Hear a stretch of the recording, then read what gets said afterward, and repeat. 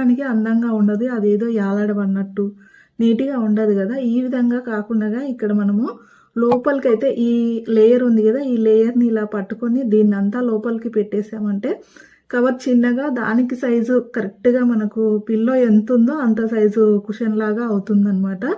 Folding గూడా చాలా నీట్‌గా ఉంటుంది. అసలు ఇది పెద్దదానిది కాదేమో దీనిదేనేమో కవర్ అన్నట్టుగా ఉంటుంది. నీట్‌గా వచ్చేస్తుంది. ట్రై చేయండి. తర్వాత నెక్స్ట్ టిప్ వచ్చేసి మనకి ఇంట్లో ఇట్లా చిన్న చిన్న నాప్కిన్స్ ఉంటాయి గదా! వాటితో అయితే చిన్న ర్యాబిట్స్ తయారు చేసుకోవచ్చు. అటు ఇటు ఈ విధంగా మూలల నుంచి 2 ఫోల్డ్స్ చేసుకొని మధ్యలోకి మడిపి ఈ కొనల్ని వెనక్కి తిప్పి ఈ మధ్యలో ఒక రబ్బర్ బ్యాండ్ ఏసుకోవాలి. దారం గాని చుట్టుకోవచ్చు. రబ్బర్ బ్యాండ్ ఉంటే ఏసుకోవచ్చు. ఈ విధంగా ఏసిన తర్వాత ఈ కొనల్ని ఇలా ముందుకు తిప్పేసామంటే వాటి చెవుల్లాగా వచ్చేస్తాయి. ఒక చిన్న పేపర్ తీసుకొని వాటికి కళ్ళలాగా తర్వాత నోస్